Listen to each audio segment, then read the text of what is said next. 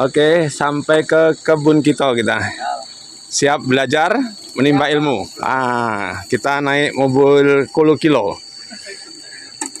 Kulu Kilo. Tambah nutut sen ya. Oke. Siap, berangkat kita. Itu nggak ikut? Belum ya? Yowes, yuk. Oke, Mas. Kan kita ke acaranya yang di mana? Gedung? Ya di belakang, Pak, di resto. Oke. Bismillah. Oh. Udah muter berapa kali, Mas? Baru sekali ini. Ya, tapi yang lain udah masuk. Oh, udah. Berapa mobil kita? Kalau ini siap 3 mobil ya? Habis ya duriannya? Nggak ada buahnya ya? Belum berbuah ya? 1, 2, 3. Oh, iya. Oke, tanggal 26 Sip. Oke, kita menuju lokasi belajar. Gimana? Oke. Pak Untung. Siap. Oke. Pak, tenang Pak. Kamera kita depan. Alhamdulillah sampai kita di lokasi pelatihan di kebun Kito. Ini kita sudah berada di kebun Kito. Oke, guys, kita mau ikut acara pelatihan. Sini nanti ada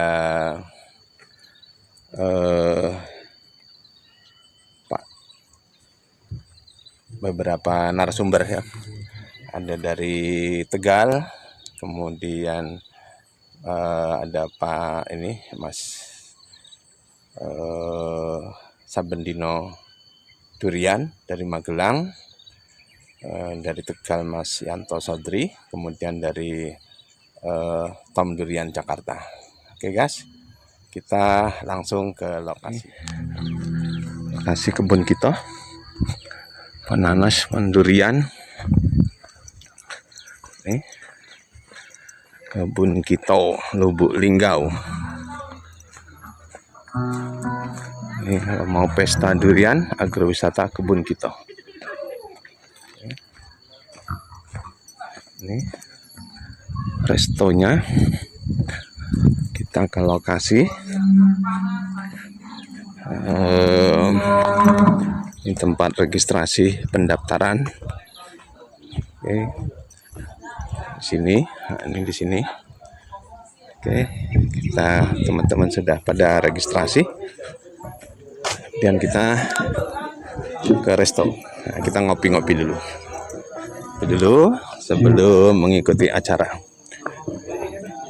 Assalamualaikum. Nah, Assalamualaikum. Wais, mantap. Ini makanan asli ya, itu.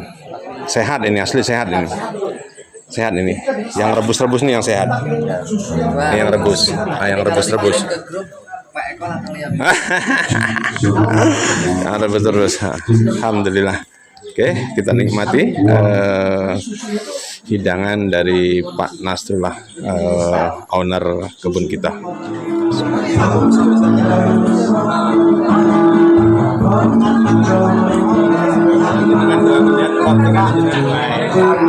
Belajar kalau suruh ini.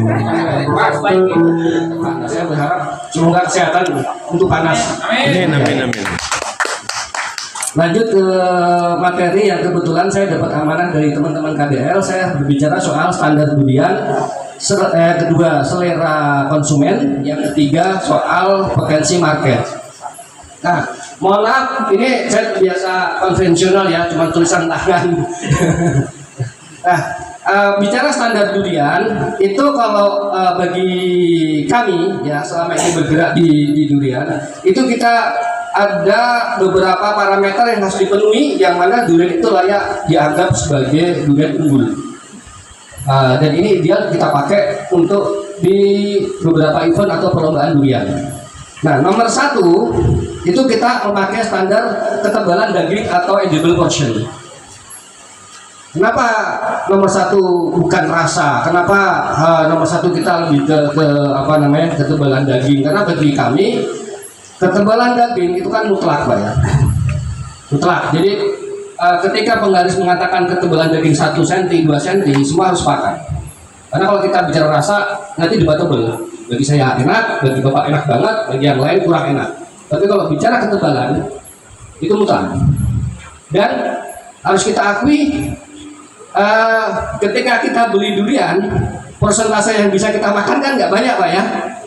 Lebih banyak persentasenya di kulit sama biji. Makanya bagi kami ketebalan daging itu mutlak. Nomor 2, baru kita bicara soal rasa. Karena rasa ini relatif. Kalau Pak Nas mungkin suka yang pahit, saya kurang lebih sama. Tapi mungkin teman-teman ibu-ibu atau mbak-mbak lebih suka yang manis. Nah ini nih kan debatable ya. Ini rasa bagi kami akhirnya di nomor 2. Tapi harus punya karakter. Durian yang enak itu yang punya karakter, yang bisa diceritakan, nggak cuma sekedar enak. Enaknya enak yang di mana? Ya kan harus dijelaskan. Kalau kemarin durian pemenang lomba apa namanya Pak? Jual durian Palembang, beda dengan Padang, beda dengan Medan, beda dengan Aceh. Palembang itu sudah mengakar daging, semua mobil pickup itu berjajar dari Sabang, dari Mangga Besar sampai ke Kramat Jati itu. Dan Pak Bu, saya pertama kali jualan durian lokal itu dari mana? Dari mana? Bapak dari mana Pak? Saya jualan dari mana kira-kira? Nah, Bapak ini mau jawab malu-malu. Yang malu-malu coba Mas kasih hadiah. Saya bawa dia dari Jakarta. Semoga pas saya lihat sudah saya siapin cari orang yang paling gede. Coba dibuka Pak, dibuka. Bapak berdiri. Oke. Ternyata saya ketemu kan. Ya. Tapi ini salah satu packing yang bisa anti bau aromanya, menghindari bau duriannya. Ini kalau nggak saya packing hanya kardus, ini pasti ditolak, nggak bisa terbang kalau begitu. Ya. Maka standarisasi tetangga sebelah cara pengirimannya kami pakai sama seperti kami kirim pada saat Musantin Poso tahun 2023 panen raya, kami dapat 2 ton Bapak Ibu. Caranya sama seperti ini. Karena apa? Yang pertama adalah menjaga tingkat freshnya buah. Kan Bapak Ibu mau jual kualitas ini, maka cara pengiriman harus diperhatikan supaya sampai Jakarta buah Ibu tidak kematangan. Ya. Ya.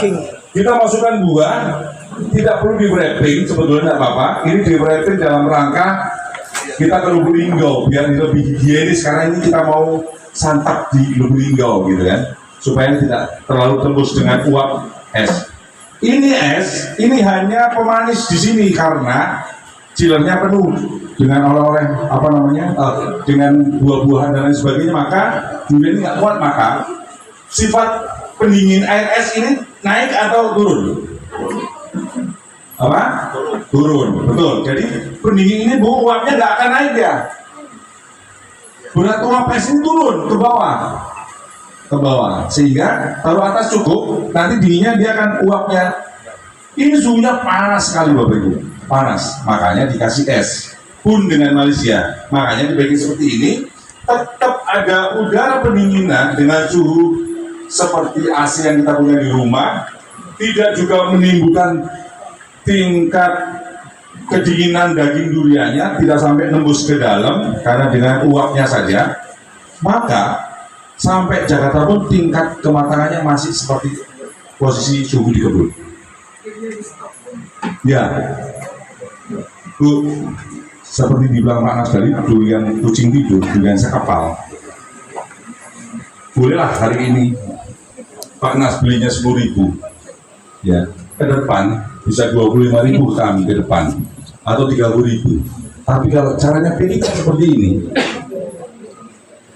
urusan kami menjualnya mau harga berapa kami bisa, insya Allah. Yang penting tingkat kualitas daging fresh ya yang di dalam kulit ini masih sangat terjaga. Itulah gunanya ini. Kalau sudah pendistribusian ini mudah, menurut saya bilang Lubuk-lubuk berapa jam? 20 jam. Kecil Bapak Ibu. Orang kepenang aja masih antok kerja, apalagi lubuk-lubuk. Kalau durian itu nggak ada yang berat. Tadi perjalanan dari Palu Bapak Ibu ke Parigi Mautom itu 3 jam. 3 jam ke kebunnya Pak Ketut Kare, itu Lambunu, itu memang jauh Pak Ibu. Jadi ada pecahan, ini ada patahan apa namanya, selat ya. Kalau di Palu tuh kenapa kena tsunami, karena posisinya di lingkungan cekungan itu sehingga air nggak bisa kemana-mana, pasti menuju ke kota dia. Palung. Jadi di Lambunu itu naik ke kiri, naik teman-teman, dari pangkal bawah sampai pangkal atas berisi. Jangan salah, kok di sana duriannya murah? Karena Malaysia ada 4 grade, jangan ketipu. Begitu ada yang cari murah, resiko dalamnya nggak ada isinya. Salah sendiri kamu cari yang murah. Ya, itu. Jadi kalau grade AB di Malaysia, Bapak Ibu, atasnya ini contoh, ini kadang-kadang bengkok, cekung. Nah, seperti contohnya. Ini perbandingannya. Oke, Pak Bu, ini bulat 4 baris, tapi kira-kira kalau dari samping saya putar, set, ini ada isinya nggak? Enggak. Ini zong nggak? Zong. Ini merugikan pelanggan nggak? Ya. Itu Bapak Ibu. Ya, nanti Bapak Ibu harus legowo bahwa duriannya memang nggak bulat, maka turun grade sedikit. Kalau beda-beda 20.000 nggak apa-apa ya Bapak Ibu. Ya. Supaya kami nggak dikomplain sama customer. Siap. Nah, ini tetap kami bisa jual, tapi dengan cara edukasi. Bapak Ibu maaf, karena isinya cuma 4 baris, kami diskon 10%. Padahal sebenarnya kami udah punya diskon dari petani kan. Gitu ya. Itu nehi jualan. Nah, oke. Oke. Kemudian kita keluarkan lagi, buka Mas. Ya. Oke. Kita buktikan, bener nggak ini grade K? Bener nggak dari ujung pangkal bawah sampai ujung tangkainya ada isinya? Kita buktikan. Dengan apa? Kalau mau pembuktian ini? Dibuka. Siap. Ini background, Bapak Ibu. Kira-kira kalau udah begini atasnya ada isinya nggak dagingnya? Ada. Betul, isinya ada di bawah semua. Ini grade B-nya Blackthorn. Ya, grade B-nya Blackthorn itu rata-rata, ya, dia nggak bulat, tapi berat gede ini 1,9. Biasanya berat tebal di kulit. Kalau bentuk begini, ini lebih murah Pak Ibu. Jadi kalau dapat bentuk begini, panas jangan cuma sumbangan telepon saya Pak. Kalau mau dapat diskon dari durian 200 juta dikasih grade B, alamak, dari isinya kabel rojo. Ya. Semoga Pak Nas jadi pelanggan pembelian nanti. Mas. Meskipun sudah 2-3 kali lumayan lah. Ini ya Bapak Ibu. Nah ini gede. Kita buktikan sekarang. Kita buka bareng. Siapa yang suka buka? Yang jago buka siapa? Aku jago makannya. Jago makan. Biasanya buka Musakin dan Bekton. Baik. Oh, no garden ya, tukang buka. Ayo, boleh bantu saya. Silakan. Kalau biasa, wah mau karyawan depan no Baik, garden. kita buktikan aja bentuk ya, teman-teman kita harus buktikan bentuk. Kasih semua itu. Bentuknya ya, nanti kita wrapping. Ada wrapping Pak? Wrapping, masih wrapping. Bapak buka, Bapak susun, kita buktikan. Isinya bener nggak? Ini sempurna. Pisaunya tuh nah. Iya, aduh. Nggak cocok pisau boleh. Pisau viral. Unboxing Blackthorn. Oke, ini sudah hari sampai hari ini hari keempat sampai Lubulinggo karena hari kemarin hari ketiga sudah ini hari keempat. Hari ini hari keempat nih usianya, belum ada yang retak, belum ada yang pecah. Itulah hebatnya Blackthorn.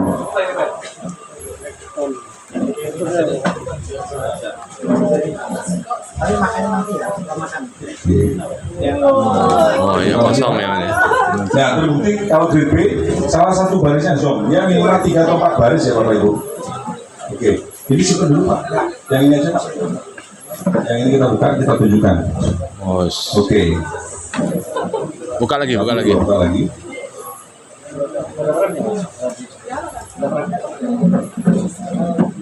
Terus. Ya. Oke, terbukti bahwa ini grade B teman-teman ya. Isinya cuma 4 baris. Kalau di Malaysia ini grade AB. Ya, kalau grade B atau C dia lebih di bawah 1,5 kilo. Oke, terima kasih Pak.